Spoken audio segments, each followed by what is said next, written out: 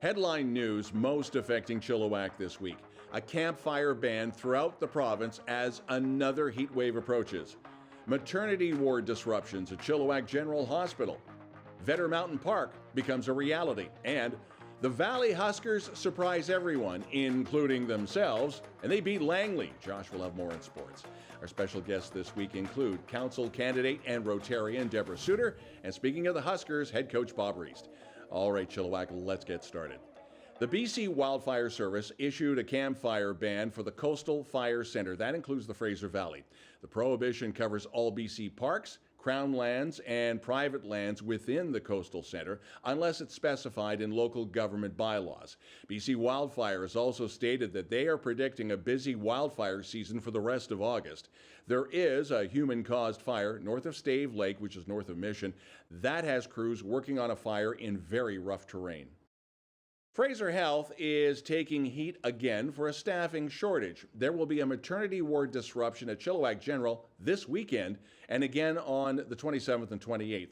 Expectant parents will be contacted directly via their physicians, their midwives, or by Fraser Health directly to advise of any potential service impacts. Now, on average, 2 or 3 deliveries happen at Chilliwack General Hospital every day. Obstetrician coverage remains in place at CGH to support patients admitted to the maternity unit. Debora Soutar will make another run for City Council. Soutar's first bid came in 2018. The longtime Rotarian and environmentalist will join us later for an interview. Chilliwack's getting a new hillside park and trail, which will be located off of Vedder Mountain Road. Now, once complete, Vedder Mountain Park will include almost 70 acres and will feature a trail, a parking lot, and a day-use area. That'll be about 4 kilometers uphill from the parking area. Now, the day-use area will have benches, picnic tables, and an information kiosk. The total length of the new trail will be about 4 kilometers. Also at Vedder Mountain Park, the city allocating a budget of $200,000 to create the Little Mountain Stairs. That will link the valley floor and the proposed green belt for foot traffic. And about 340 recycled plastic posts will be placed to act as stair treads as part of this project. You'll soon be able to fill up your water bottle at 4 new locations in Chilliwack. Last week, the Mayor, Ken Popoff, and councillors Jeff Shields and Harv Westering tested out the new drinking fountain at the top of Jinkerson Stairs. Fountains are also being installed at Sardis Park, Peach Park, and the Rail Trail at Knight Road. Now, earlier this year, fountains were installed downtown off of 5 Corners and near the downtown library. Oh my gosh, look who I just ran into. It's the president of Chilliwack Pride, Terry Westerby. Hey. What are you doing downtown today? Planning Chilliwack Pride, of course. What? Chilliwack Pride? What's going on that event? On August 21st, we're going to have food trucks, we're going to have vendors, we're going to have all sorts of family fun activities, and of course, you're going to be there, aren't you? I am going to be there. Yes, and so Will are you. Science World announcing it has partnered with Greendale Acres to launch the 24th annual Chilliwack Corn Maze. This year, Science World is behind the design of the 12-acre corn maze, which will be boasting a giant T-Rex. The corn maze opens this weekend. It's across the road from the Chilliwack Golf Club. The Chilliwack Sunflower Festival opened this past week, the first event of its kind in BC. This festival draws hundreds of thousands of attendees to the breathtaking grounds of Royalwood Drive, which is also the site of the Chilliwack Tulip Festival. There's 50 varieties of sunflowers that are planted in 3 different display gardens. One festival that won't be happening again this year is the Garlic Festival at Fantasy Farms. Owner Gary Moran telling chillTV that the constant friction with the ALR rules are preventing outside vendors from coming on site. A liquor license for a beer garden on the farm is once again an issue. Moran was quick to point out, though, that the Petey's Pumpkin Patch and Reaper's Haunted Attraction for Halloween will still go ahead as planned. Following a comprehensive search process, the Board of Directors for the Chilliwack Arts and Cultural Centre Society is now welcoming Jean-Louis Bleu as the new Executive Director of the Cultural Centre. That takes place effective September the 1st. He replaces Michael Cade, who was the original Executive Director when the theatre complex opened back in 2010. Bleu is relocating from Calgary, where he has been providing creative and administrative leadership to the Mount Royal University Conservatory in various roles, that since 2015, and most recently as the interim director. And as if you didn't have enough room for more books and more books and more books, the Rotary Club of Chilliwack holding the third ever one-day outdoor book sale Saturday, August 27th from 10 to 6. The event will be weather permitting in the parking lot behind the Rotary building on Wolf Road. That is between Townsend Park and that water treatment plant. So there's a huge selection of books, DVDs, and records, most of them priced between $1 and $5. Money raised goes to support Rotary projects such as Rotary Trail, scholarships for Chilliwack students, Feed the Kids programs, and other community initiatives. After the break, our interview with Debora Soutar and Josh with sports, and his interview with a very happy Huskers coach, Bob Reist.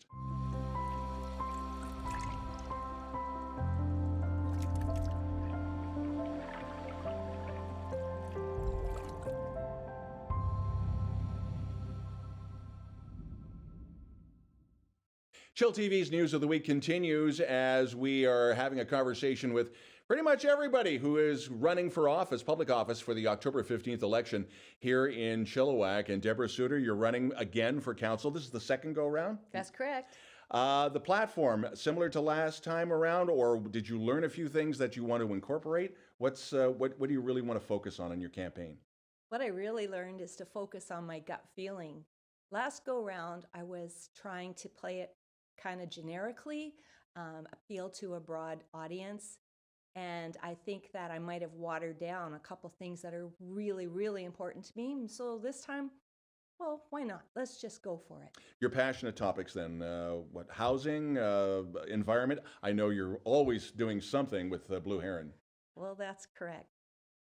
Housing definitely, and the environment and climate change, they are going together, of course.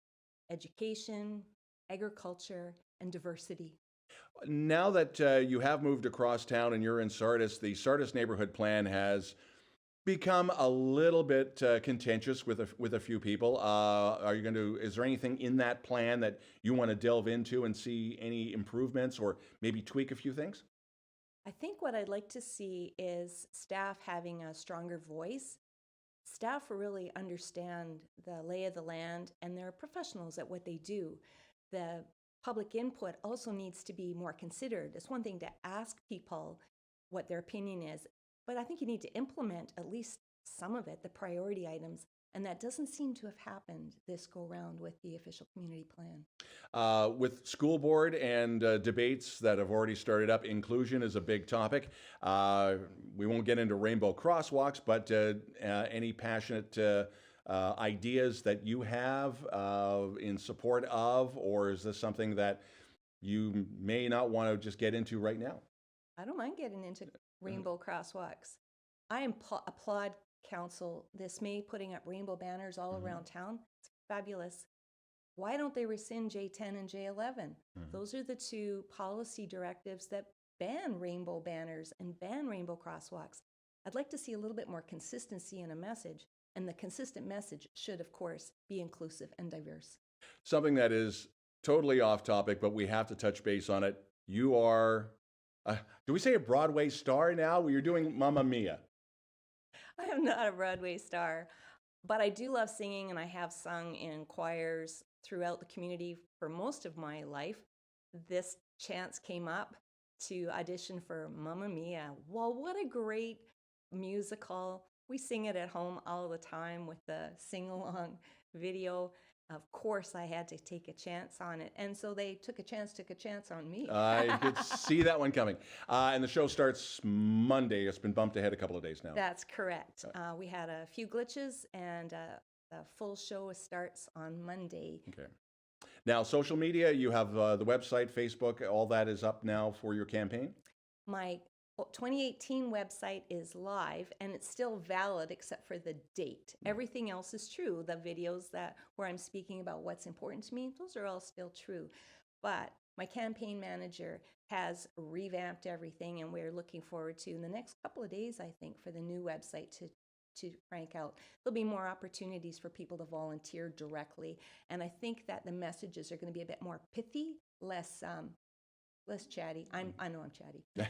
Okay. Thanks again, Debora Soutar, running for council. October the 15th is Election Day. chillTV will have extensive coverage on election night. And you're watching chillTV's News of the Week.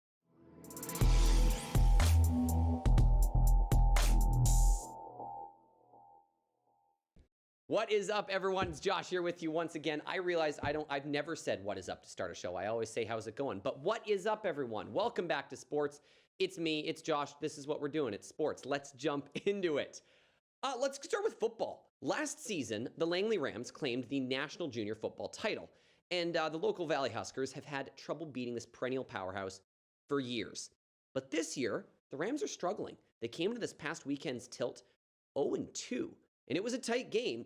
But after years of struggle, the Valley Huskers gutted out a 14-7 victory at Exhibition Stadium in front of a very happy and very vocal crowd. I actually had the chance to sit down with head coach Bob Reist earlier today to review the epic game and look forward to the rest of the Huskers season. Check it out. We are pleased to be joined today by Bob Reist, head coach of the Valley Huskers. Now, I got to be honest with you, Bob. Football team wins game is generally not a story, but this wasn't just any game, and this wasn't just any win against the Langley Rams. Give me a bit of the backstory here. I could tell it, but I think it'll mean a little more coming from you. Yeah, I mean, you know, it's a big win for the program. This program's been around for 24 years. You know, we've never beat the Langley Rams. Never. You know, that's a lot of football games. That's a lot of years. You know, I've been here for 9 straight to those guys. You know, they're our geographical rival. They're right down the street. You know, it's important for the program to be competitive and to take that next step and to beat them. You know, that's everybody in the league now. We beat at some point, right? So yeah, it's a huge win. This was kind of the last hurdle to clear in that sense, right? Now, you said that even some of these past games, they weren't even close. Like, you know. There's been some lopsided games. Yeah, absolutely. I mean, it was 2019, you know, which was a really tough year for us. We you know, we had some internal issues. We had to send some guys home, and we faced Langley on, you know, on the top of their game, right? And the top of their game, and they took it to us. I think it was like 66-0. Wow. You know, they pushed their starting running back to set a record, and they did it in our house, you know, and like those things you don't forget, right? So it's important to have redemption in that. Yeah, and so it's all building up kind of to this week. They come in, they're 0-2. Are you smelling blood in the water at that point? A little bit? Absolutely. I mean, absolutely. Like, you know, this is an important year for us, right? To take the next step, to be more than just a fourth place, you know, making the playoffs type team. We want to compete. We want to win a BC championship. We want to win a national championship. You have to take these steps along the way. So yeah, it was a big step for us. You know, and they're coming off a national championship. They got a big target on their back. It is what it is. You know, you don't win one without, you know, expecting people to come at you. And you know, they lost a lot of guys from that team, and it's tough to replace. You know, in coaching, you don't just you know, build a magic team overnight. When you lose important pieces, it hurts you. So there's definitely blood in the water. Yeah. So let's talk about the game itself. 14-7, not exactly glamorous, but got the job done. What do you think your team did well to kind of get over that hump? Yeah, I mean, I thought we played obviously a very good game defensively. We gave up yardage in between midfield, but we shut the door in the red zone, and we came up with some, break, right? Yeah, we came up with some big important plays, especially in the fourth quarter. You know, we held them to 2 field goals and a safety, right? So, I mean, our defense has been playing extremely well all year. You know, we haven't allowed a touchdown at home. Yeah. You know, and that's something our guys take a lot of pride in, and it showed. And, you know, offensively, I thought we did some really good things. I thought, again, our offensive line points looks dominant. You know, it's back-to-back 100-yard rushers or 100-yard rushing weeks for Reist, which, you know, again, in the program historically has not been our strong suit. So, you know, we put too many balls on the ground, I thought, offensively, which sputtered drives and, you know, kept things really close. And we need to do a better job of completing those drives and moving the ball and things like that. But overall, it was a tight game. It was a grinded-out game. It was an important game down the stretch when you look back at it. Those are games you need to know how to win, and it was good for the program to get it done. Absolutely. And like you said, you know, so many years of heartbreak And, now to convince the boys that, hey, we're here to play.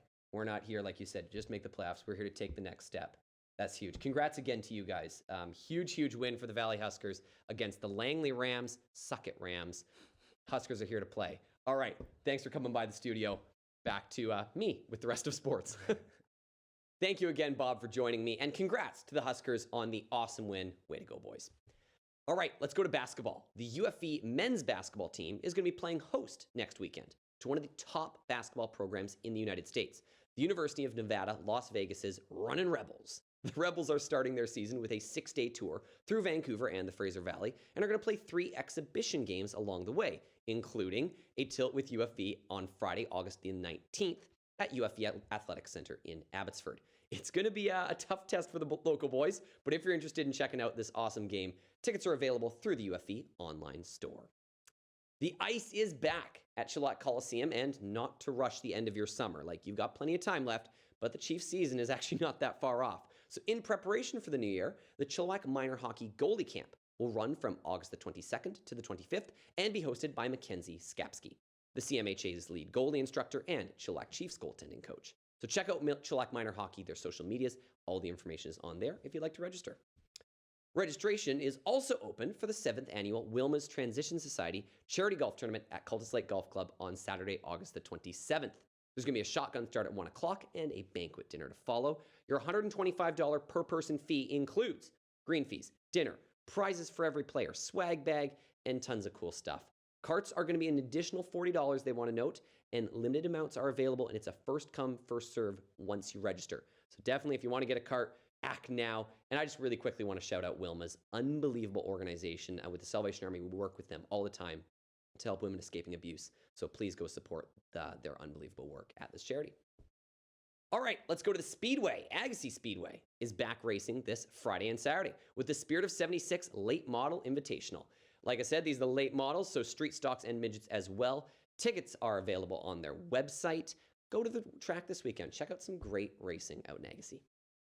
The 2nd annual Broken Whisk Restaurant Car Show will be in Agassi on Sunday, August the 28th.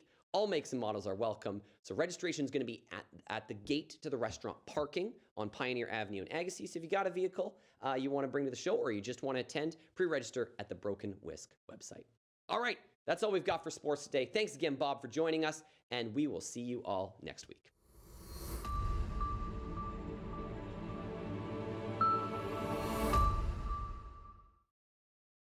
chillTV weather, we are slowly climbing into another heat wave with weekend temperatures in the high 20s. If you'd like to participate in reporting news in Chilliwack and you have a story you think we should know about, you can always send us a note to news@chilltv.ca. We'd love to hear from you. That's the news this week. I'm Don Lehn.